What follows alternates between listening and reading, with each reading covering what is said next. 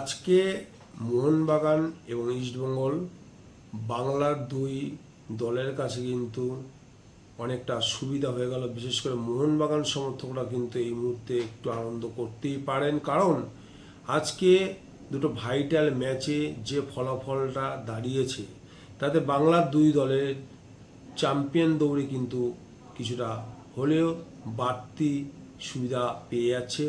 কারণ মোহনবাগান বিগত কয়েকটা ম্যাচে ড্র এবং হারার পর পাঞ্জাবের বিরুদ্ধে জেতার মোহনবাগান চলে এসেছিল 2 নম্বরে, কিন্তু এই মুহূর্তে মোহনবাগান কিন্তু 1 নম্বরে আসার প্রবল চান্স আছে। তার কারণ হচ্ছে আজ যে দুটো ম্যাচ ছিল সেই দুটো ম্যাচের মধ্যে প্রথম ম্যাচে জামশেদপুর কিন্তু কেরালা ব্লাস্টার্সের কাছে হেরে যায় এবং দ্বিতীয় ম্যাচে গোয়া মুম্বাই সিটি এফসির বিজয়রথ কিন্তু থামিয়ে দেয়, যার ফলে 2-3টে পয়েন্ট কিন্তু খোয়াতে হয়েছে মুম্বাই সিটি এফসিকে এবং এর ফলে গোয়া কিন্তু সরাসরি 3 নম্বরে চলে এলো এবং মোহনবাগান যেমন 2 নম্বরে ছিল সেই 2 নম্বরেই আছে এবং মুম্বাই সিটি এফসিও কিন্তু 1 নম্বরেই আছে। এই মুহূর্তে লিগ শীর্ষে মুম্বাই সিটি এফসি আছে এবং ইস্টবেঙ্গল তৃতীয় স্থান থেকে নেমে চতুর্থ স্থান চলে গেল। তারপরে আছে বেঙ্গালুরু এবং জামশেদপুর এবং পাঞ্জাব। তাই এই মুহূর্তে খেলা কিন্তু আরও জমে উঠেছে এবং এতটাই জমে উঠেছে 2026 আইএসএল কিন্তু এই মুহূর্তে প্রত্যেকটা দলের কাছেই ওপেন হয়ে গেল এবং এই সুযোগ কিন্তু মোহনবাগানকে অবশ্যই লাগাতে হবে এবং ইস্টবেঙ্গলও কিন্তু বাড়তি কিছুটা সুবিধা পেয়ে গেছে। মুম্বাই সিটি এফসি আজকে হেরে যাওয়ার পর চ্যাম্পিয়ন দৌড়ে কিন্তু ইস্টবেঙ্গলও কিছুটা হলেও আছে এবং কালকে হচ্ছে মোহনবাগানের ম্যাচ এবং নর্থ ইস্ট ইউনাইটেড বিরুদ্ধে এবং ওখানে গিয়েই খেলতে হবে মোহনবাগানকে এবং কালকের ম্যাচটা মোহনবাগানকে যেভাবেই হোক জিততে অবশ্যই হবে। কালকে ম্যাচটা যদি মোহনবাগান জিতে নিতে পারে তো মোহনবাগান কিন্তু আবার লিগ শীর্ষে চলে যাবে এবং মুম্বাই সিটি এফসি কিন্তু 2 নম্বরে চলে আসবে। যদি বা মোহনবাগান একটা ম্যাচ কম খেলেছে, ইস্টবেঙ্গল একটা ম্যাচ কম খেলেছে, ইস্টবেঙ্গল মোহনবাগান দুটো দলই কিন্তু 8টা করে ম্যাচ খেলছে। বাদবাকি দলগুলো যেমন মুম্বাই সিটি এফসি, যেমন এফসি গোয়া এবং বেঙ্গালুরু এফসি প্রত্যেকে কিন্তু 9টা করে ম্যাচ খেলে ফেলেছে এবং এই 9টা করে ম্যাচ খেলা আর মোহনবাগান ইস্টবেঙ্গলের 8টা করে ম্যাচ খেলার পরিপ্রেক্ষিতেই কিন্তু পয়েন্ট এই মুহূর্তে গোয়ার হচ্ছে 18 এবং মোহনবাগান হচ্ছে 17,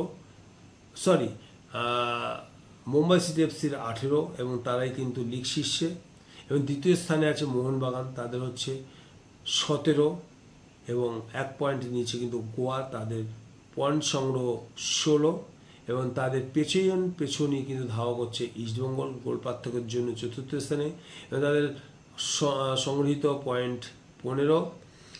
বেঙ্গালুরু এফসি তাদেরও সংগৃহীত পয়েন্ট 15 এবং জামশেদপুর এফসি তাদেরও সংগৃহীত পয়েন্ট 15।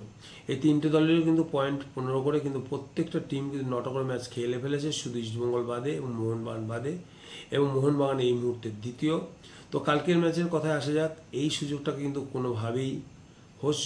কোনোভাবেই কিন্তু সার্জিও লোবেরো মিস করতে চাইবেন না।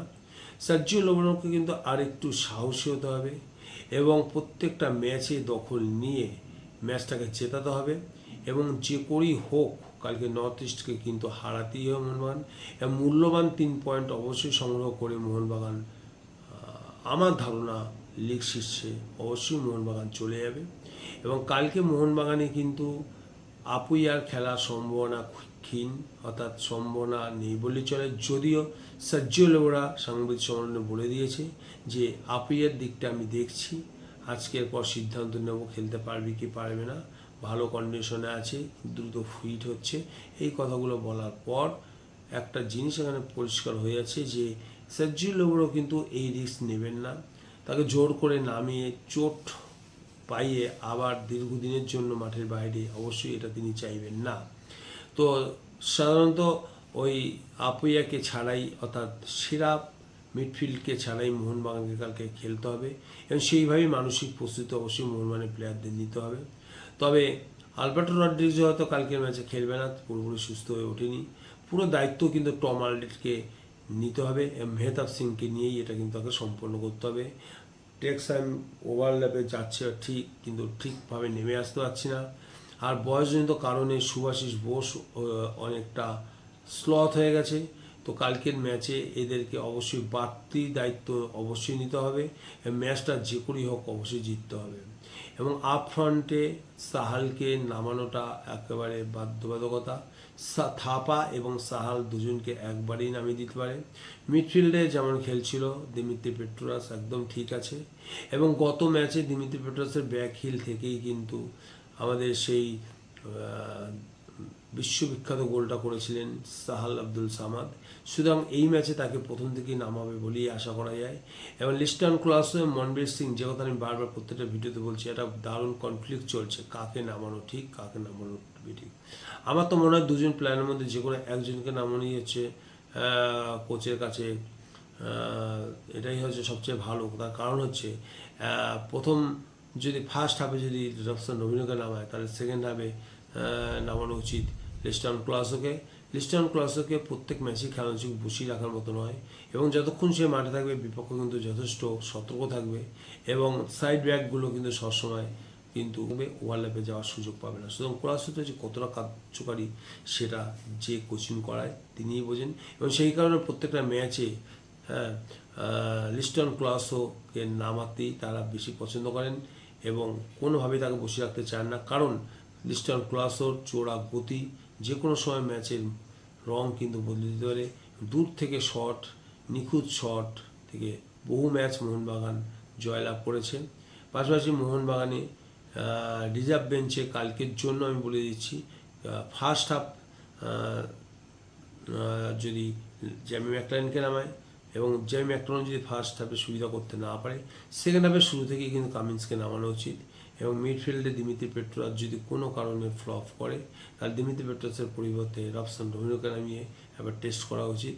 এবং এইভাবে যদি মোহনবাগান কালকে যদি খেলে, কারণ মোহনবাগান কিন্তু আপফ্রন্টে তিনজন বিদেশি ব্যবহার করার কিন্তু সুযোগ পাচ্ছে, কারণ কালকে কিন্তু আলবার্টো রড্রিগেজ খেলছে না এবং সেই জায়গায় কিন্তু টম আলডেট খেলছে। এবং ওপরে জেসন কামিন্স, জ্যামি ম্যাকলারেন এবং রবসন এবং দিমিত্রি পেট্রোরাসের মধ্যে যে কোনো তিনজন নামবেন।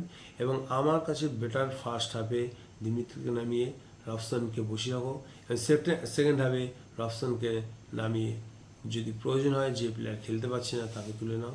এটাই হচ্ছে আমার অ্যাডভাইস। তো দেখা যাক কালকে মোহনবাগান এই ম্যাচ থেকে 3 পয়েন্ট সংগ্রহ করতে পারে কিনা, এবং 3 পয়েন্ট সংগ্রহ করে লিগ শীর্ষে যেতে পারে কিনা। আমাদের সবার চোখ থাকবে এদিকে।